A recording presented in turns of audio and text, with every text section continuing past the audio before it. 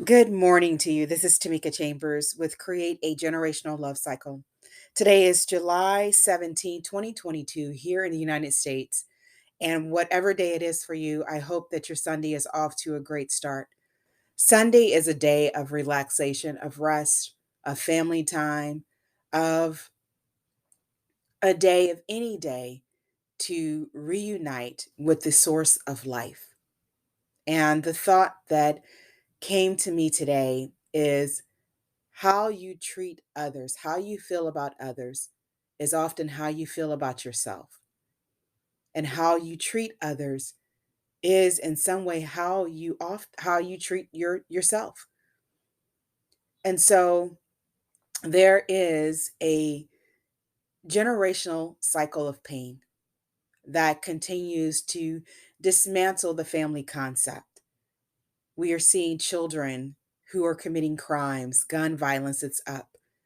When children are talking talking back to their parents, when there's more profanity and divisiveness. This darkness continues to callous hearts where it doesn't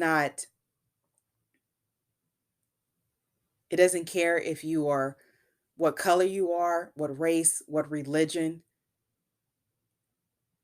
It does not show pity on your age. When I was young, um, my first introduction to the cycle of pain, if you don't know, was when I realized my father was abusing my mother, and I told on him. And I sat on trial in the kitchen with him flailing his arms, fussing at me that I had no right to tell what was going on at home. And I went inward and said, no, people should not be abusing others, that he was wrong and he wasn't ready to admit his truth. We're going through generations of not admitting our truths, of only realizing or identifying with the pain that someone that we perceived someone caused us, whether they were not there for us or did not give us our basic needs or basically did not listen to us, or that parents were there in the home but you didn't feel loved, you didn't feel appreciated. And those very feelings get stuck in our heart, callous, harden our hearts, that we often go and sometimes treat people the same way. Unfortunately, people that are hurting hurt other people. Some people are hurting other people. And that's what we're seeing every day in every form of misuse and abuse of the human body. Dr. Miles Monroe say where there is no purpose, we're going to have misuse and abuse. And so some people are just living and not realizing how amazing they are, their spirit, what they're here to do, their meaning, their life has meaning and purpose. No matter what anyone told you that you were a mistake or I shouldn't have had you, the decision is not ultimately up to them. You as a child came through them. There was somebody greater who wanted you here, who needed you here to shed light in the darkness. This generational cycle of pain is not only dismantling the family concept, it's not only callousing human hearts, but it's also infecting generations, hence the generational cycle of pain. And this podcast is about undoing or replacing the cycle of pain with a cycle of love. And it's understanding that every experience is to teach us about ourselves, not the other person, not for blaming, not for seeing what they didn't do and expecting them to do best. Yeah, we can expect, but we cannot change people. People have to see that they need to change. There is an awakening. That's why spiritual awakening, consciousness versus unconsciousness, realizing what you're saying and what you're doing is not the true you. realizing that no experience defines you. So the hatred, the bitterness, the unsettlement that we see in the world often comes from that person. And it's not to blame, it is to shine light. And what is causing us to hate people, to shoot little children when they have yet to live their life, sometimes yet to figure out what they're here to do. But even in the midst of the pain that the universe, God, higher power, infinite intelligence, whatever you may call it, will use even those instances to wake people up, to remember who you are. As I have on my website, remember who you are. You are not the pain that was projected on you. That was someone else's action, no matter who it is. We often get stuck in titles. You're my mother, my father. You should be this way, not realizing that people have free will, individual choice in how they perceive a life experience. And we cannot force people to be anything or do anything that they're not ready to do. That everyone is on this cycle of this ladder of awareness, this path of awareness. And when you realize certain truths about yourself, when you realize that no experience defines you, that people have free will, that no one owes you anything,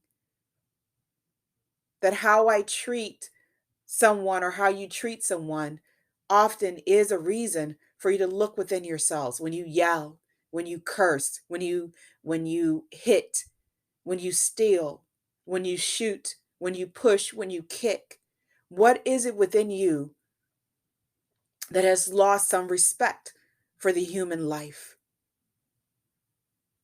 That as we see this world in its different shades of colors, as we see this world, its different perceptions of this greater power that makes the universe everything stand in its place.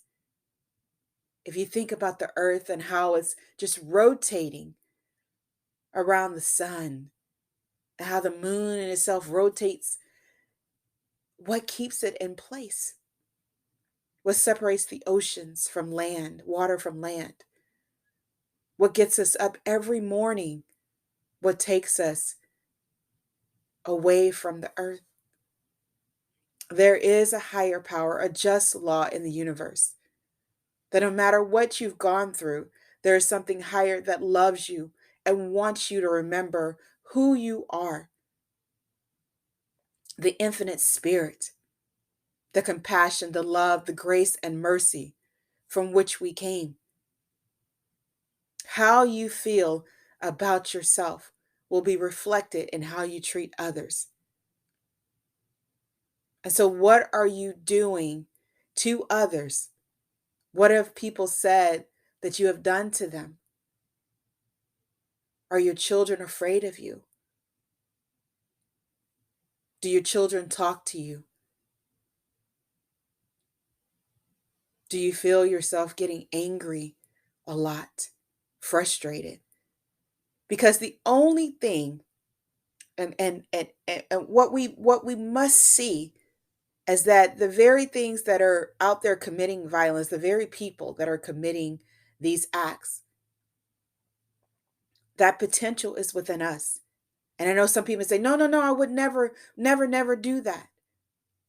Pain blinds us to human life, to reverence for life, reverence of life, to the human spirit.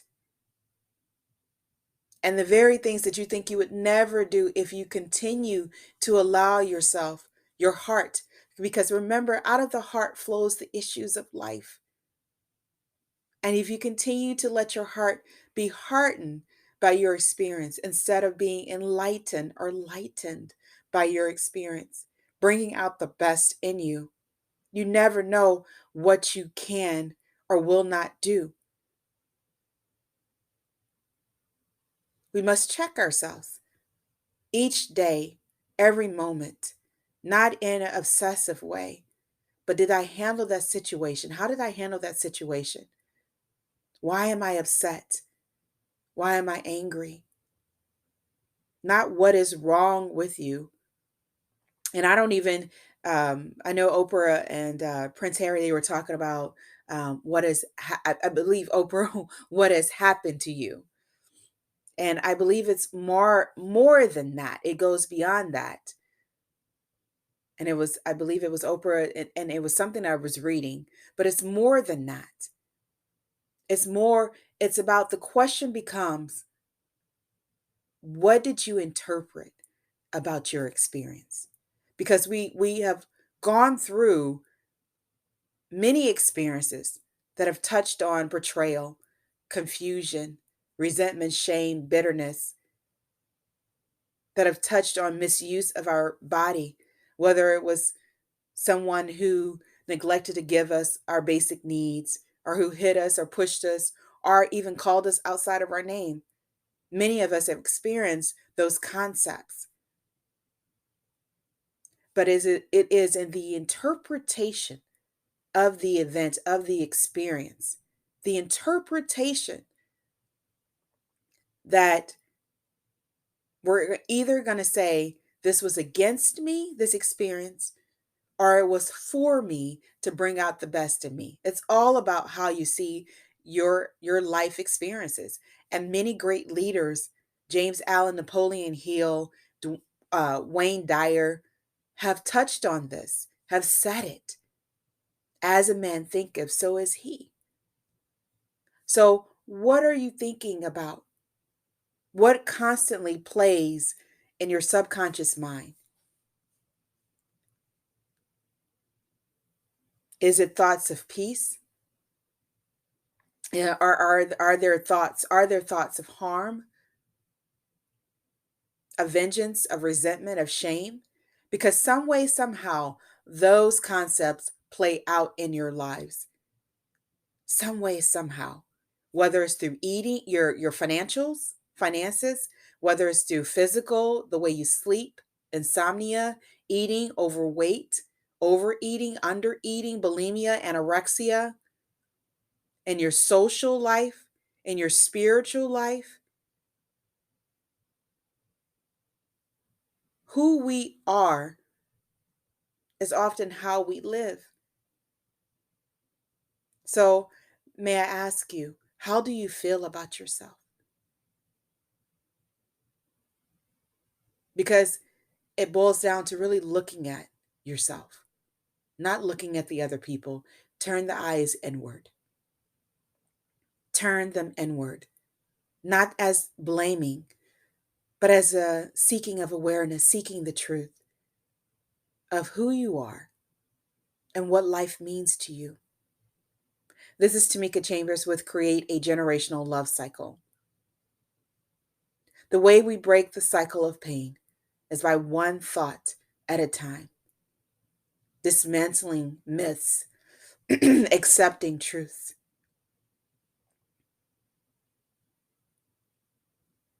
We can break the cycle of pain by creating a generational cycle of love, one person at a time.